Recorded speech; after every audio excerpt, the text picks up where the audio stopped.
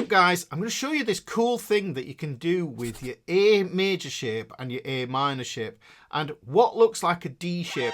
And stick around to the end of the video, because what I'll also do is I'll show you how you can get some more mileage out of these two shapes and play something that is truly beautiful, and you will play it for the rest of your life because it's that enjoyable. Let me show you this cool thing in A major. What this is just a bunch of chords going up the neck. It sounds cool, like this.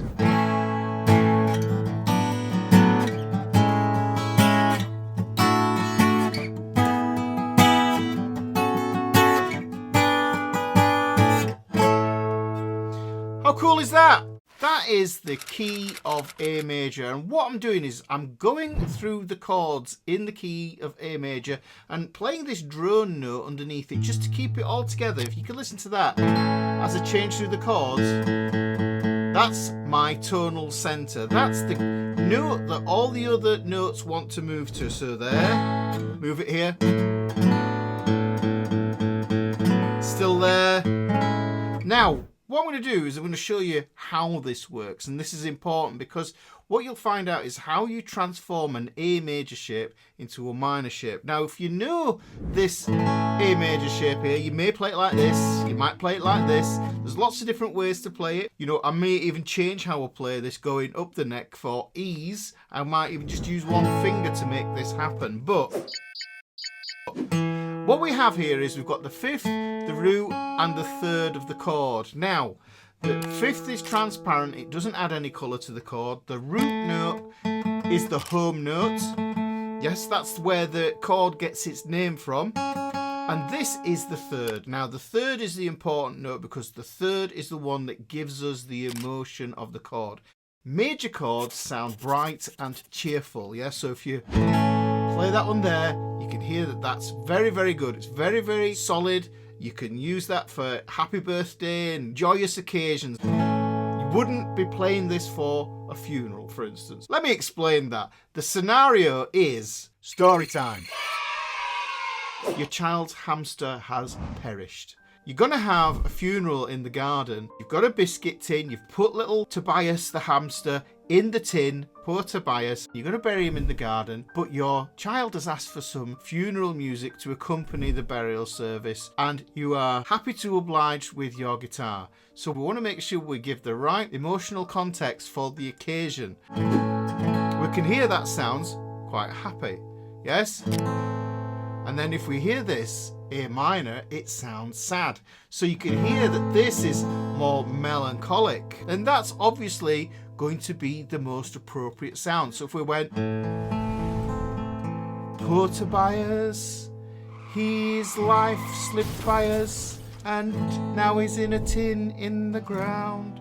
We don't want to be unsympathetic, those lyrics probably were, but if I change it to the A major, poor Tobias, it sounds too happy. Listen.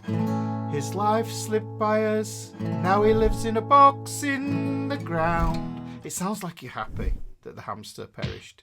And you don't want to do that because we want to be good parents and good guardians for our children. We've got this major sound which gives context to the music. I know that's a bizarre example, Ricky. So what we're going to do is we're going to utilize this idea that we can create this brightness and cheerfulness, or this sadness, and make contrasting tensions and release sounds to enjoy ourselves and use it as a tool to explore the fretboard as well, which is always going to be a good thing. Now, the next thing you need to understand is the order of the tonality of the chords in every key.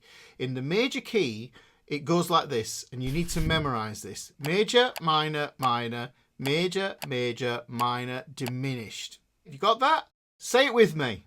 Major, minor, minor, major, major, minor, diminished.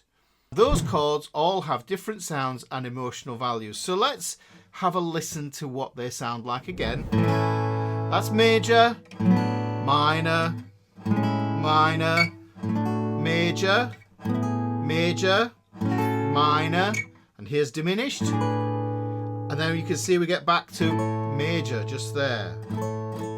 So that is that sequence of major, minor, minor, major, major, minor, diminished. yes? What I'm doing is I'm taking this shape here and I'm modifying this second inversion for those guitar geeks of you out there. I know you're out there. This second inversion A shape here. Now, if you think about it, you can do this with your E, A, and your D shapes because those are like this. Look, the E shape, you've got 3 fingers on, the 5th, the root, and the 3rd.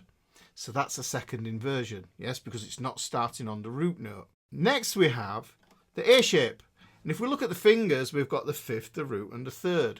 So the E and the A shape are both what I call 5R3 chords. Now if we change to the D chord here, the D shape, what we get is 5R3. So this is another 5R3 shape, second inversion, triads. Now that sounds complicated, but if you look at it, it's an E shape, and it's just the fingers that you've got on for the E shape. This is an A shape, and it's just the fingers that you've got on for the A shape. This is a D shape, and it's just the fingers that you've got on for the D shape. Now if we look at the C shape, this tallies up differently. This is a root 3rd 5th shape, and the G chord, that's a root 3rd 5th shape as well. So they have a different set of rules. But you'll find that the E, A, and D shapes, they convert into minor chords really easy because we have that 5th, which doesn't add any emotional value to the chord. It's transparent. Like I say, the root note is home, but the 3rd is the emotion note. Now, if we take that 3rd and we lower it 1 fret, we are flattening the 3rd. That flat 3rd is also known as a minor 3rd. And when we see what fingers we've got left there, we can see we've got an E minor, which is going to be the sad sound. Listen, guys. There's the sad sound. Now, if I take the A major chord and I do the same here, 5th, root 3rd, my 3rd is under my 3rd finger there. If I lower that 1 fret, then I get the A minor shape. So hopefully you can see where that A minor shape comes from. Now if we take the D chord here, it's happy, 5R3. Take the 3, lower it 1 fret, and then you get this D minor chord. Now if you listen, they're drastically different to each other. E major, A major, D major. Bright and happy chords, yes? These are chords that you would sing at somebody's birthday. However, these chords would be more appropriate for burying a hamster in a biscuit tin that has passed.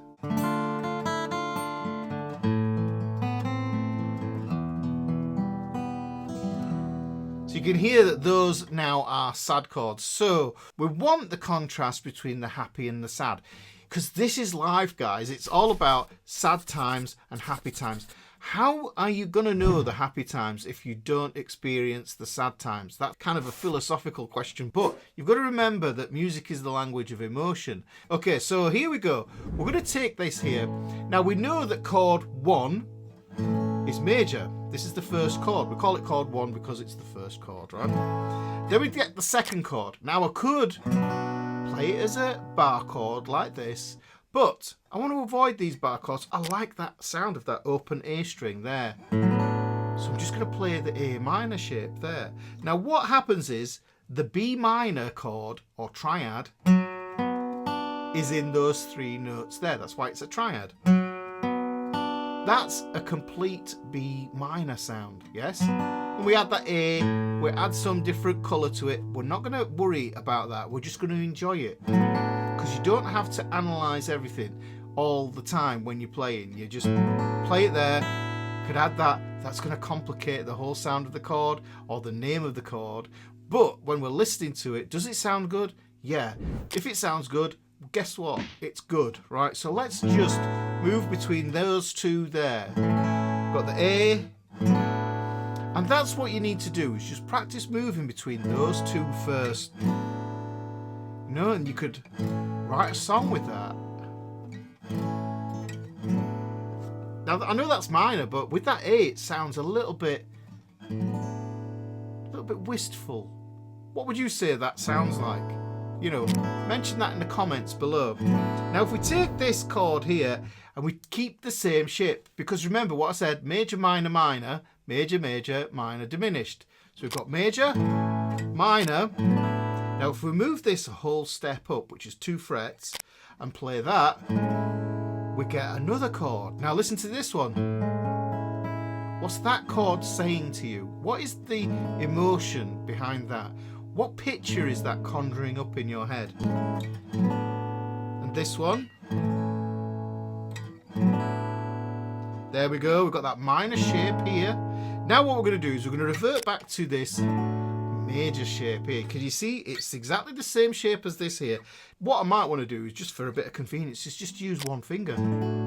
Because I can mute my E string there. And then what happens if I take that now, because I've got this major, I know there's another major because it goes major, minor, minor, major.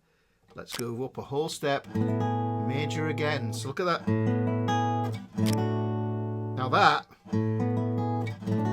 sounds like I should be singing about wizards or something.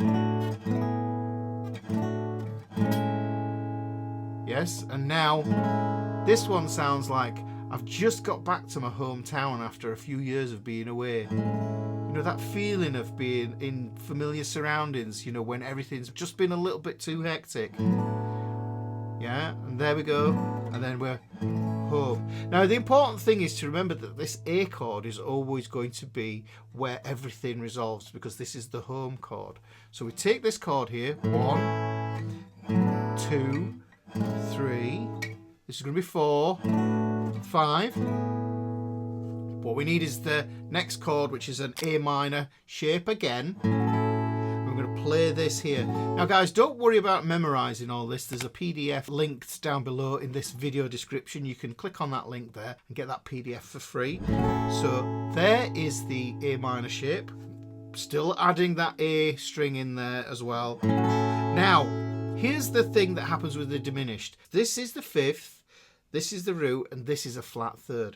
Now what diminished means is if we take the 5th and we lower it 1 fret, then what happens is we get this, and this looks like a D shape, but on the wrong strings. Look at that. So you can see it's on the D, G, and B string there. If we take that now and move it up here to the 12th fret, play that open string there.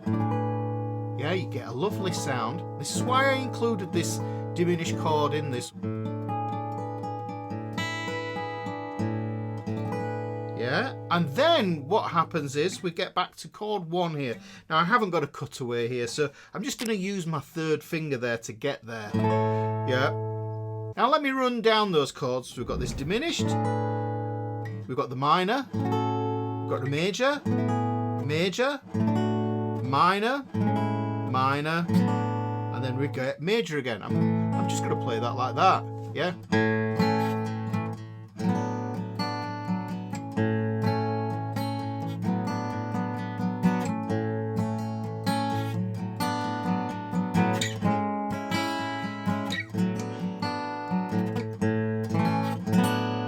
So you can hear that I can actually cheat there. Cheat. If it works, it works. If we've got that A there, I can put the A minor shape on using those fingers. And it's almost like playing a bar chord, but I'm not playing a bar chord. I've just got that there. Got my A shape underneath, because I might want to just switcheroo between the A and that B minor sound there.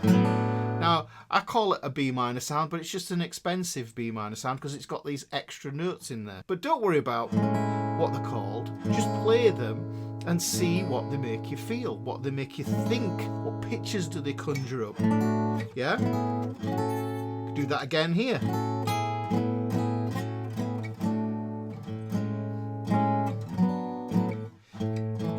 So we've got the A, got this. We're going to call this B minor. We're going to call this C sharp minor. We're going to call this D. We're going to call this E.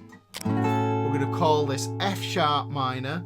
Then what we're going to do is we're going to get this one here. This is a G sharp diminished. Yes, and then we get back to A here. You can mix these up as well, guys. You could stick with one shape if you want.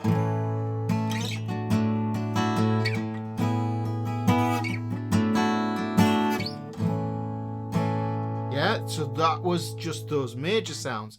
I could stick with just the minor sounds, so let me just do those.